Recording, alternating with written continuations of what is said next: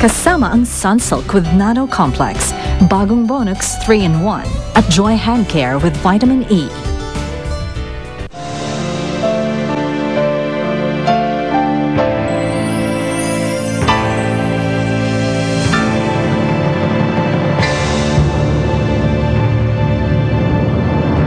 Kesa naman may problema ka dyan, bakit kasi hindi pa natin sabihin kay Noemi ang totoo? May sasabihin mo kayo sa akin na alam niyo kung sinong pumatay sa akin. Kaya nga, sinasabi ko sa'yo, hindi si Raul ang gustong pumatay sa'yo. Posible naman si Naibet ang gusto magpatumba kay Noemi. Kung gusto nilang patayin si Noemi, sila mismo yayari nito. Hindi na sila uupa pa. Kaya nga natatakot ako malaman kung sino ang totoong nagpapatay kay Noemi eh. Sino pinagdadaan mo? Si Corinne. What? Di ba sabi ko sa'yo, huwag nagpawak sa akin. Hanggang di magtapos yung inutos ko. Posible na siya ang nag-hire ng killer para ipapatay si Noemi. Dala mo na ba pera? Sinasabi ko na nga ba, si Corinne ang nag-utos na pumatay kay Noemi. Paano si Noemi? Hayaan mo na sa patay ni Corinne? Kailangan ko usapin siya. Kailangan tigilan itong mga pinagagagawa niya bago niya pa mapatay si Noemi.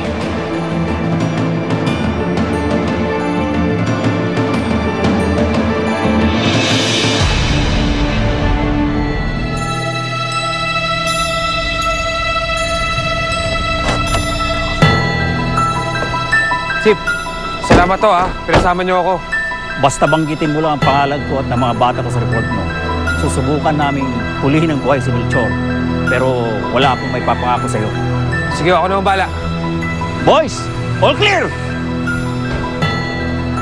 Ano ka ba naman, Sally? Akala ko ba, sasabihin mo na kay Noemi na yung anak mong si Corinne ang nagpapapatay sa kanya? Hindi ko kayang ipagkanulo ang anak ko. Paano naman si Noemi? Na may mangyayaring masama kay Noemi? May mangyayaring masama sa anak-anakan mo? Ikaw na rin ang nagsabi. Anak-anakan ko lang siya.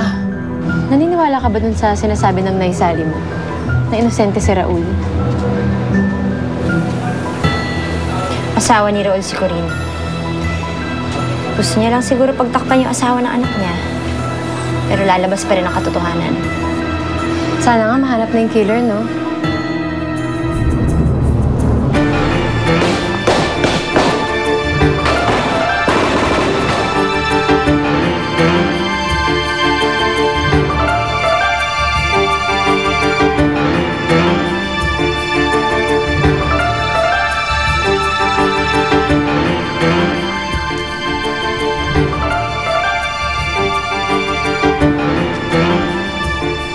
Sino nag-utos yung patayin si Noemi? Ha? Sino? Sino nag-utos sa'yo? Sagutin mo ako! Sagutin mo ako! Sino nag-utos sa'yo? Nakalabas ka nga ng bilangguan. Pero sa sitwasyon mo ngayon, para ka na rin nakakulong dito sa bahay ni Alvin. Hindi naman to parang kulungan kung saan walang pakialam sa'yo yung mga kasama mo. Kahit hindi ko sila kaano-ano. Kahit kailan hindi pinaramdam sa akin ni Alvin at ni Manang Sita na iba ako sa kanila. Mabuti na lang pinakilala ko sa'yo si Alvin, ano? Hindi pa ako nakakapagpasalamat sa'yo eh. Dahil sa'yo, karoon ako ng taong masasandalan. Madali akong pasalamatan. Basta maid of honor ako sa kasal niyo ni Alvin, okay na ako. Noemi, wala ka nang hahanapin pa kay Alvin. Ikang masyadong magulo pa buhay ko ngayon. Hindi pa ito ang tamang panahon para hayaan akong puso ko magmahal ulit.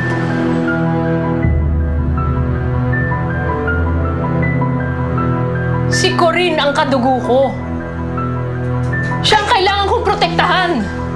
Protektahan para saan? Para hindi makulong. Ayokong danasin niya ang hirap na dinanas ko sa kulungan noon. Kaya pababayaan mo na mamatay na lang si Noemi, ganon. Wala naman akong sinabing ganon Pero Sally, parang ganon na rin yun. Pinababayaan mo na lang si Noemi na may mangyari kay Noemi para protektahan niya ang anak mo. Hindi lang ako nagsalita kanina dahil pinoprotektahan ko pa rin ang pagkakaibigan natin. Pero pag hindi mo binawi ang sinasabi mong yan, ako mismo magsusuplong sa anak mo.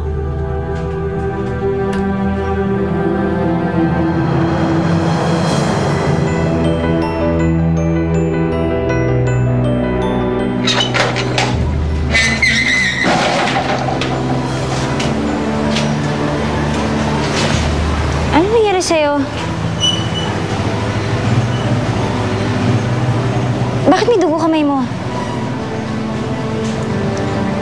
Sumama ako sa mga polis, Noemi. Nalaman ko na kung sino bumaril sa'yo. Nahuli niyo ba siya? Sinabi ba niya kung sino nag-utos sa kanya?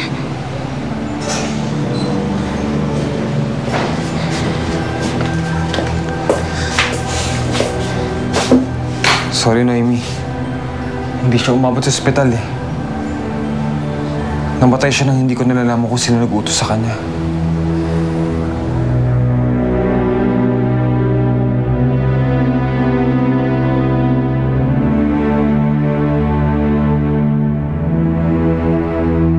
May tao. Nakita yata tayo. Uunahin ko lang to, tapos isusunod ko si Noemi. Basta yung pera, dalhin mo. Tama mo na yung dagdag ko. Kung sino man ang nakakita sa amin, I hope he's dead. Hindi ako dapat nakonect sa killer na yun. At sa iba pang mga balita, isang wanted na kriminal ang napatay nang makainkwentro niya mga pulis kanina. Matagal na pinaghahanap ng pulis itong si Melchor Alvarez na kanina ay nakita nila sa isang warehouse.